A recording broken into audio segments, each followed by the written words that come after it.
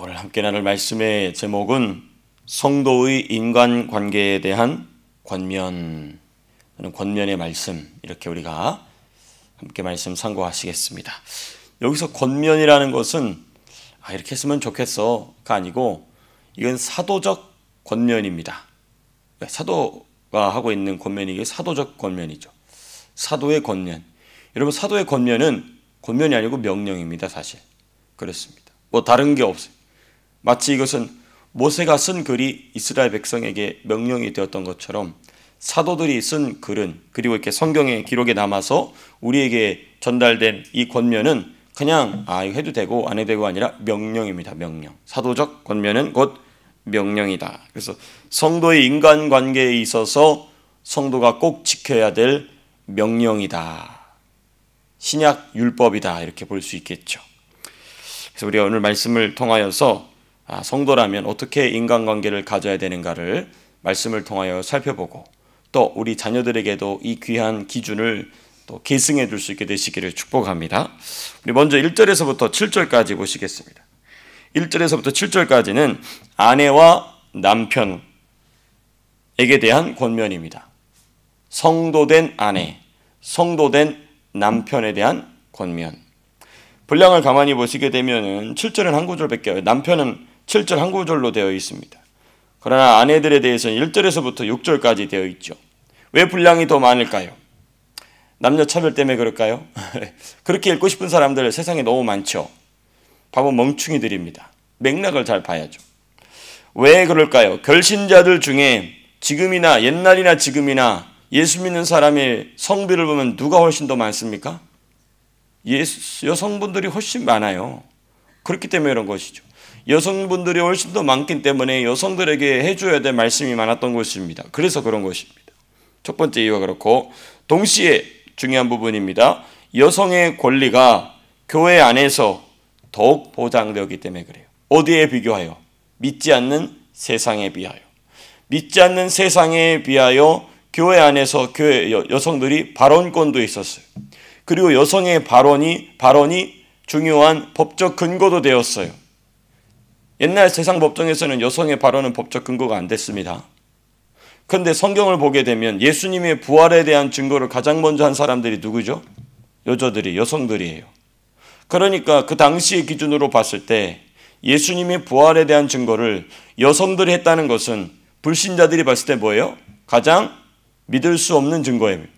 그런데 그렇게 기록해 놨죠. 그게 뭐냐? 그 여성들의 증언이 참되다라는 것을 주님의 몸 안에, 몸된 교회 안에서 그것을 사실로 인정해 줬기 때문인 것입니다. 그만큼 이제 지금이야 당연한 거죠. 근데 그 수천 년, 2000년 전에 로마 제국 시대에 이렇게 여성들의 인권이, 여성들의 권리가 보장되었기 때문에 그 새롭게 보장된 여성들의 인권에 관하여서, 여성들의 권리에 관하여서, 또 여성들의 모습에 관하여서 사도들이 더욱 자세하게 이야기해 줘야 될 필요성이 있었다는 것입니다. 그래서 여성에 대한 권면이 남성에 대한 권면보다 내용이 많은 것이죠. 여자들은 잔소리를 많이 들게 됩니다. 바보 멍충이 같은 소리죠. 네, 그렇습니다. 어쨌든 그런 맥락 안에서 우리가 한 구절씩 살펴보시겠습니다. 1절, 2절 먼저 보시게 되면 남편과의 관계 안에서의 아내의 행실입니다. 기본적으로 그 권면의 핵심에는 뭐가 있습니까? 순종이 있습니다. 1절 이렇게 되죠. 아내들아, 이와 같이 자기 남편에게 순종하라. 여기서 말하는 이와 같이는 어떤 내용과 이어집니까? 2장 마지막에 누가 순종하셨다고 얘기했죠? 예수님께서 순종하셨다고 그랬어요. 누구에게? 자신들을 십자가에 못 박는 자들에게 그리스도께서 순종하셨다는 것입니다. 그것과 같이 아내들도 순종하라는 것입니다. 그러니까 여기서 말하는 순종은 남편에게 그냥 무조건 복종하라는 것이 아니라 예수님의 모습을 닮으라는 것입니다. 예수님의 모습. 그렇습니다. 예수님의 모습을 닮으라는 것입니다. 아내들아, 이와 같이 자기 남편에게 순종하라. 혹 요지가 나오죠. 그 남편에게 순종하라는 그 요지가 나옵니다. 이는 혹 말씀을 순종하지 않는 자라도 말로 말미암지 않고 그 안의 행실로 말미암아 무엇을 받게 하려 함이니 구원을 받게 하려 함이니. 그러니까 제가 아까 말씀드렸죠. 왜 여성들에 대한, 아내들에 대한 권면이 더 많으냐? 왜냐하면 교회는 남자보다 여자가 더 많으니까. 왜 여자가 더 많을까요? 남편 중에는 불신자가 많다는 거예요. 그렇죠? 불신자가 많다는 거예요. 그렇기 때문에 아내들이 불신자인 남편을 구원하기 위하여서 아내들이 꼭 가지고 있어야 될 행실이 뭐냐? 순종이라는 거예요. 순종. 그렇습니다. 비록 남편이 불신자일지라도. 그러니까 여러분 2장과 3장에서 반복되는 주제가 뭐냐면 질서와 순종이거든요. 우리가 어제와 또 그제 살펴봤던 게 이제 이 2장에 기록된 질서에 대한 말씀이지 않습니까? 또 3장에도 이어지게 되는데 이 질서와 순종 중에 특별히 사도 베드로가 강조하는 게 뭐냐? 신자인 권위자에게만 순종이 아니고 불신자인 권위자들에 대한 순종입니다. 예를 들면 세상 위정자들이나, 그렇죠? 너 남편이나, 그렇죠? 이렇게 보면 다 불신자, 또 직장에서나, 그렇죠? 그렇습니다. 그래서 그리고 핵심은 뭐냐? 순종의 목적은 뭐냐? 구원이에요. 구원. 그 불신 권위자를 구원하는, 그리스도의 복음 안으로 들어오게 하기 위한 도구라는 것이죠. 그렇습니다. 그 다음에 이제 우리 3절과 4절로 넘어가 보시면 성도된 여성의 자기 단장에 관한 말씀입니다. 성도된 여성의 자기 단장. 3절 이렇게 되어 있습니다. 너희의 단장은 머리를 꾸미고 금을 차고 아름다운 옷을 입는 외모로 하지 말고. 그렇습니다. 외모로 하지 말라. 그렇습니다. 무엇을 하라. 4절 이렇게 되죠. 우리 4절은 같이 함께 읽어보시겠습니다. 시작. 오직 마음에 숨은 사람을 온유하고 안정한 심령에 썩지 아니할 것으로 하라. 이는 하나님 앞에 값진 것이니라. 4절 이렇게 시작이 돼. 오직 마음에 숨은 사람. 무슨 사람입니까? 속사람이에요. 속사람. 속사람을 단장하라는 것입니다. 육체를 단장하려 하지 말고 속사람을 단장하라. 육신을 단장하려 하지 말고 그것도 막 더럽게 하고 다니라는 거 아닙니다. 씻지도 않고. 그러면 안 되죠. 깔끔하고 단정해야 되겠죠. 정결해야 되겠죠. 근데 진짜 단장의 핵심은 뭐냐? 성도가 자기를 꾸미는 핵심은 뭐냐? 속사람을 꾸미라. 여러분, 속사람을 단장하는 사람은 겉사람이 생각과 마음이 맑아집니다. 너무너무 자명해요. 속사람을 단장할 줄 아는 사람은 생각과 마음이 맑아집니다. 여러분, 그리고 생각과 마음이 그로 말미암아 맑은 사람의 외모는 매력과 아름다움을 반드시 갖게 되는 줄로 믿습니다. 우리 어제 시티 나가서 봤잖아요. 정말 잘생기고 예쁘고, 그렇죠? 복된 사람. 왜 그럴까요? 속사람이 단장돼 있어요. 또 우리 지금 한국에서 윤석열 대통령의 탄핵 반대를 시위하는 청년들 얼굴 보십시오. 정말 잘생기고 정말 예쁜 청년 형제들 자매들이 다 거기 있어요. 너무너무 멋져요. 너무너무 아름다워요. 너무너무 예뻐요. 왜 그럴까요? 속사람이 바르게 되어 있으니까 생각과 정신이 똥물이 들어가 있지 않은 것이죠. 여러분 이제 제가 드린 말씀이 사실이라는 걸 보시려면 탄핵 찬성하는 그 청년들 보십시오. 주여 아버지. 요즘 말로 얼굴이 빠았다 그러죠. 무슨 말인지 잘 모르시네. 빠른다고 하지 않습니까? 근데 얼굴이 빠았다고 이제 다 그래서 다 시커매. 예, 다. 근데 이 청년 형제들 자매 너무 멋지고 너무 예뻐. 역시 변하지 않는 법칙이구나. 속사람을 단장하면 생각과 마음이 맑아지고 생각과 마음이 맑은 사람의 외모는 그 외모가 잘생겼느냐 못생겼느냐 상관없이 아름다움과 매력을 갖게 된다는 것입니다. 우리 사랑하는 성도님들께서는 그런 아름다움과 매력을 가진 성도 되시기 축복합니다. 특별히 우리 자녀들이 그래요. 우리 자녀들이 그래야 돼요. 그렇습니다.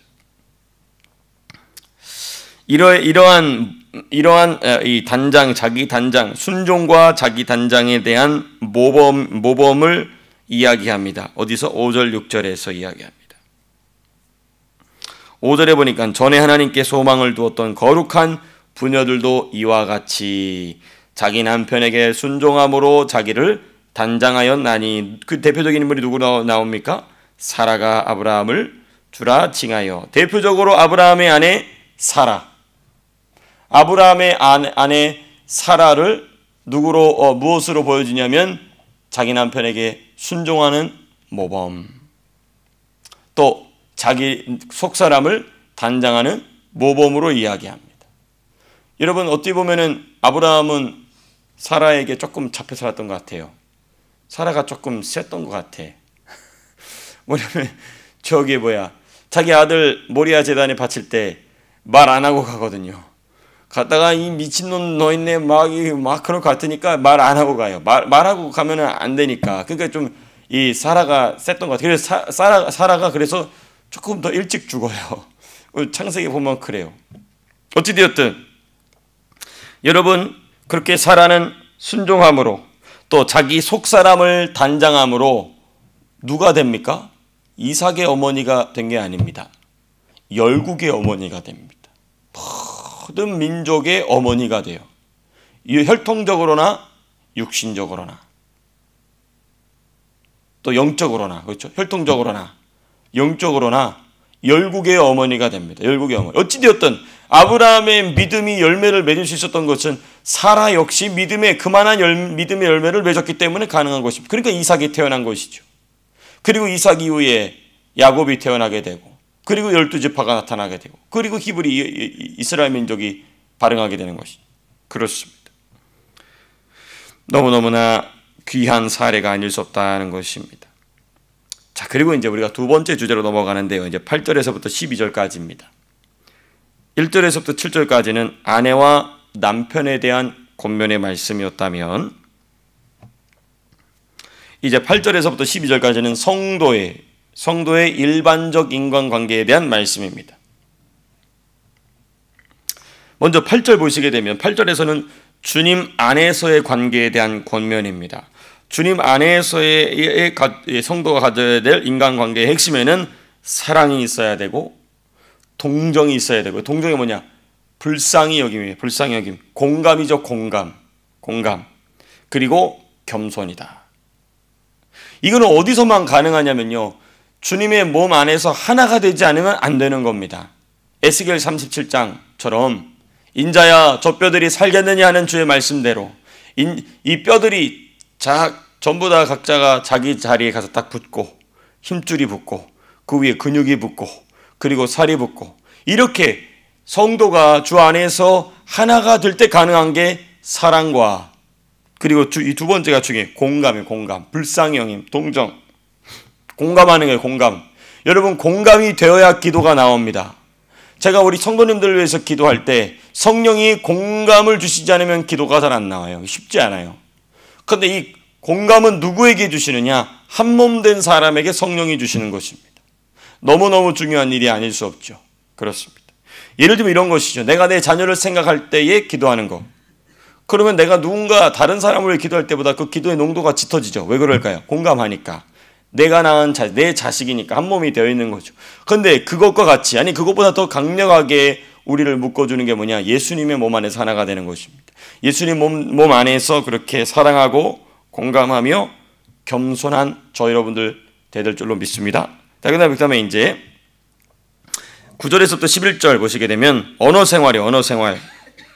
근데 언어 생활 이 맥락을 보니까 주로 불신자의 관계 안에서 발생하는 내용들을 가지고 이야기하고 있어요. 예를 들면 9절 보시게 되면 악을 악으로, 욕을 욕으로 갚지 말고, 보통 악을 악으로 갚는 경우, 욕을 욕으로 갚는 경우는 지금이야 뭐 예수 믿는 사람들끼리도 그런 거 많지만은 이 당시에는 그런 게 적었겠죠. 지금보다 훨씬 적었겠죠. 그러니까 이때는 이 악을 악으로, 욕을 욕으로 갚지 말라. 이거는 뭐냐면 불신자의 관계 가운데서 억울하게 불신자들의 악함으로 말미암아 억울한 일을 당할 때, 그때 악을 악으로 갚지 말고 욕을 욕으로 갚지 말고 도리어 복을 빌라, 축복해 주라는 것입니다. 축복해 주라는 것입니다. 어렵죠. 쉽지 않은 일입니다. 약이 바짝바짝 오르는데 축복한다는 게 쉽지 않죠. 그러나 우리는 이 진리의 말씀대로 우리 행실을 만들어가기 위하여 성령님 의지하고 결단해 줄 줄로 믿습니다. 두 번째, 언어 생활의 두 번째 부분, 10절과 11절. 그러므로 생명을 사랑하고 좋은 날 보기를 원하는 자는 혀를 금하여 악한 말을 그치며 그 입술로 거짓을 말하지 말고 악에서 떠나 선을 행하고 화평을 구하며 그것을 따르라. 이 성령으로 말하는 습관입니다. 성령으로 말하는 습관. 왜냐하면 우리가 세상을 살아가다 보면 불신자와 대화를 많이 하게 되거든요. 이때 무슨 일이 발생하냐면 그 불신자의 말이 내 안으로 들어와서 나도 모르게 그 말을 합니다. 분명히 나는 내 방식대로 말하는 것 같은데 아니에요. 가만히 들어보면 누군가 불신자의 말이 내 안으로 들어와서 그 말을 합니다. 이게 어디서 나타나요? 어디서 볼 수 있냐면 우리가 예수님 말씀 듣다 보면 나도 모르게 내 입에서 뭐가 나면 예수님 말씀이 나가죠. 더 쉽게 얘기하면 예수님까지 갈 것도 목사하고 자꾸 얘기하다 보면 목사가 하는 말이 내 안에서 나가요. 그렇죠? 똑같습니다. 불신자와 자꾸 대화하다 보니까 불신자와 대화하지 말라는 얘기 아닙니다. 대화 많이 하세요. 선한 영향력을 끼치세요.